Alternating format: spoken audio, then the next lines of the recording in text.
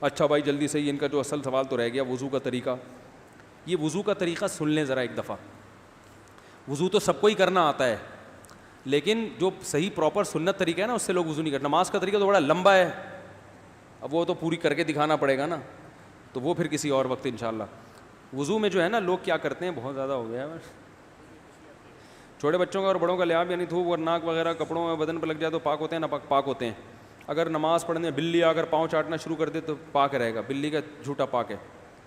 تو کیا ہوا, وضو کا جو طریقہ ہے نا لوگ کیا کرتے ہیں عجیب, نارملی تو سب صحیح کر رہے ہوتے ہیں لیکن جو صحیح سنت طریقہ اس کو فالو نہیں کرتے. طریقہ یہ کہ آپ نے ہاتھ دھونے کے بعد بائیں ہاتھ سے نلکا کھولا, سیدھے ہاتھ میں کیا لیا, پانی لے کے نلکے کو فوراً کیا کر دیا, چلو میں پانی لے کے. لوگ سمجھتے ہیں نلکا کھولنا تو سنت ہے, بند کرنا سنت. ارے بولو نا یار, نہیں ہے. تو کلی تو سیدھے ہاتھ سے کرنی ہے نا, تو الٹے ہاتھ سے آپ کیا کر دیں گے, نلکا بند. کیونکہ نبی صلی اللہ علیہ وسلم جب لوٹے سے پانی نکالتے تھے تو چلو میں پانی لے کے لوٹے کو سیدھا کر دیتے تھے. یہ نہیں کرتے تھے کہ لوٹے سے لوٹا اسی کیفیت میں اور پانی بہتا چلا جا رہا ہے. تو آپ نے نلکے کو لیفٹ ہاتھ سے کھولا اور چلو میں پانی لیا اور فوراً نلکے کو کیا کر دیا, بہت زور سے بھی بند نہ کریں, اس کا واشر خراب ہو جاتا ہے, بس آرام سے بند کر دیا. کیونکہ وہمی ہوں گے نا, وہ یوں کر کے کرتے رہیں گے, نلکے توڑ دیتے ہیں کہ بھئی ایک قطرہ بھی ضائع ہو گیا تو قیامت کے دن کہیں جہنم میں نہ پھینک دیں ہمیں, اس لیے پورے کوئی نمی بھی نہ آئے, تو تھوڑا سا بند کر دیں, ایک آدھ قطرہ ٹپکنے سے کچھ نہیں ہوتا. یہ لیا آپ نے, منہ میں کلی کی, مسواک کی, مسواک نہیں ہے تو انگلی سے دانت صاف کیے, غرارہ بھی کیا اگر روزہ نہیں ہے, ٹھیک ہے. پھر نلکا کھولا, پھر بند کیا, پھر کلی, اس طرح. پھر نلکا کھول کے دائیں ہاتھ میں پانی لیا, ناک میں نرم حصے تک پانی پہنچا کے اچھی طرح ناک کو صاف. اور نلکا پہلے وہ ویسے ہی بند ہو چکا ہے, اب ناک کو اچھی طرح صاف کریں سامنے والے کا خیال کر کے. آئی بات سمجھ, سامنے تو یہ نہیں ہوتا, وہ ہوتا ہے سامنے, اس کا زیادہ خیال کرنا پڑتا ہے کیونکہ بس زیادہ تفصیل میں نہیں جاتا ہوں. تو چھوٹی انگلی سے اچھی طرح ناک کو صاف کیا, اس کی رطوبتیں نکالی, ٹھیک ہے. پھر نلکا کھولا, دوبارہ پانی لیا, پھر اسی طرح ناک میں بولو بھائی ڈالا, اور نلکا اسی وقت جب چلو میں پانی بھر گیا نلکا اسی وقت کیا کر دیا. اللہ نے دو ہاتھ اسی لیے دیے ہیں کہ اس سے نلکا بند کیا جائے اور اس سے کیا کیا جائے, کھولا جائے. تو پھر یوں کیا, پھر 3 دفعہ, 6 چلو پانی خرچ ہوا نا, چلو اس کو کہتے ہیں, 6 چلو پانی خرچ ہو گیا.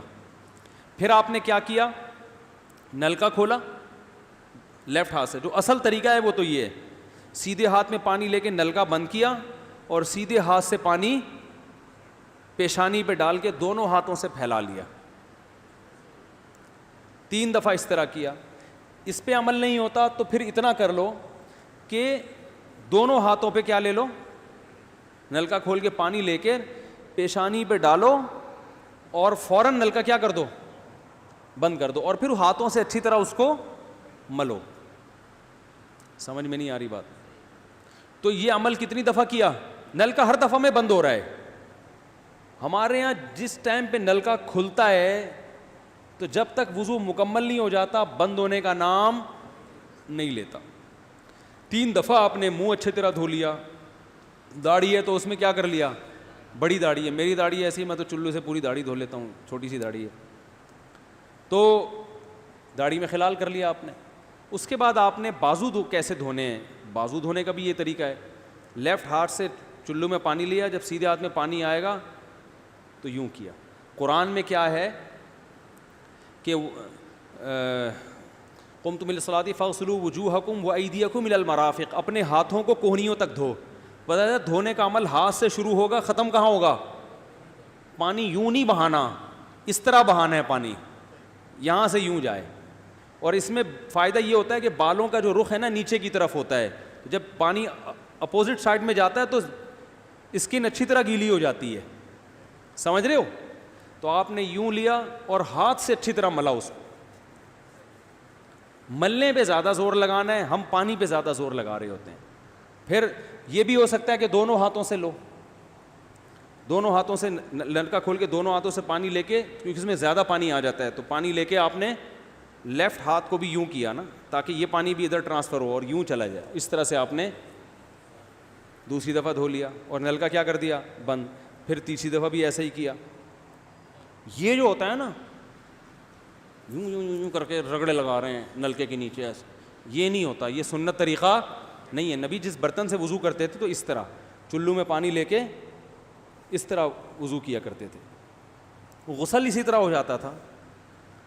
تو اب پھر لیفٹ میں بھی ایسے ہی ہے, لیفٹ میں پانی ڈالا اور سیدھے ہاتھ سے سہارا لے کے کیا کیا, دونوں ہاتھوں کا پانی ادھر آ جائے گا, ایک دفعہ دھل گیا. اچھی طرح مسئلے کونیوں تک پہنچ جاتا ہے اور پریکٹس کے بعد تو بہت اچھا ہو جاتا ہے. اس کے بعد آپ نے کیا کیا, سر کے بالوں کا مسا. سر کے بالوں میں جو یہ ہے یہ طریقہ کچھ بھی نہیں ہے, کہیں بھی ثابت نہیں ہے. سیدھا سیدھا آپ نے ہاتھ گیلے کیے, پیچھے لے گئے. ایک حدیث میں صرف یہاں تک آتا ہے, ایک حدیث میں واپس لانا بھی. تو دونوں طریقے ہیں مسا کے, صرف پیچھے لے جاؤ یا پیچھے لے جا کے پورے سر پہ ایسے ہاتھ پھیر لیا, کیا ہو گیا سر کا مسا. پھر انگلیوں کا, وہ کانوں کا, الاذنان من الراس, حدیث میں آتا ہے کان کس میں سے ہیں, سر میں سے. کیا مطلب, اس کے لیے نیا پانی لینے کی ضرورت نہیں ہے. کان کا مسا کیا اور کانوں کی لو کا مسا کیا. گردن کا مسا بہت اختلاف ہے اس میں. احناف کے ہاں سنت, احناف بھی نہیں کہتے, افضل ہے, بہتر ہے. سنت کے لیے جتنی مضبوط دلیل ہونی چاہیے وہ گردن کے مسا پہ نہیں ہے, اس لیے احناف کا بھی فتویٰ یہی ہے کہ بہتر ہے کر لو, سنت نہیں, زیادہ زیادہ اس کو مستحب کہا جائے گا. تو گردن کا مسا کر لیں تو بھی ٹھیک ہے, نہیں کریں بولو بھائی ٹھیک ہے. لیکن یہ جو یہاں کا مسا نہیں ہوتا, بعض لوگ پوری گردن کو یوں کر کے لا رہے ہوتے ہیں, ایسا نہیں ہے. تو گردن کا مسا یہ جو یہاں سے کیا جاتا ہے, یہ پچھلے جانب سے ہمارے حضرت اس کے قائل نہیں تھے. وہ کہتے تھے مسا جہاں بھی شریعت میں ملتا ہے یہاں سے ملتا ہے. تو ان کی رائے یہی تھی کہ اگر گردن کا مسا کرنا ہے تو گدی, گردن نہیں گدی کا مسا, وہ یہاں سے کر لے.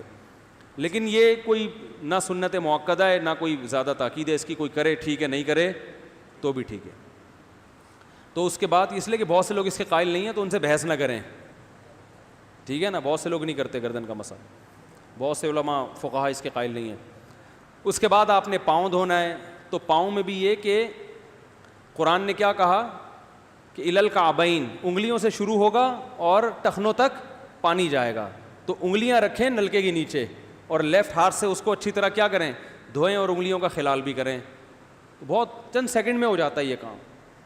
اور پھر نلکا بند کر دیں. پھر دوسرا پاؤں سیدھے ہاتھ سے نلکا کھولا, سیدھا ہاتھ نلکے پہ رکھیں اور الٹے ہاتھ سے پاؤں دھوتے رہیں, جیسے ہی دھل جائے. تو میرا خیال ہے ایک مگا پانی بمشکل استعمال ہوتا ہے, ایک مگا جو ہوتا ہے نا نہانے والا. لیکن آج اگر جو لوگ وضو کر رہے ہیں نا, ان کا پانی اگر آپ دیکھ لو تو بالٹیوں کی بالٹیاں خرچ کر رہے ہوتے ہیں. اور معذرت کے ساتھ کم بختوں کا وضو پھر بھی نہیں ہوتا, پھر بھی ان کو شک ہوتا ہے کہیں کوئی جگہ خشک نہ رہ گئی ہو. تو وہمی نہ بنے, اس طریقے سے وضو کریں, یہ سنت طریقہ ہے. اور قرآن میں بیان بھی یہی کیا کہ یہاں سے شروع کرو یہاں تک لے کے جاؤ. کافی ہو گیا میرا خیال ہے. اللہ تعالیٰ سمجھنے کی, عمل کرنے کی توفیق عطا فرمائے. وما علینا الا البلاغ.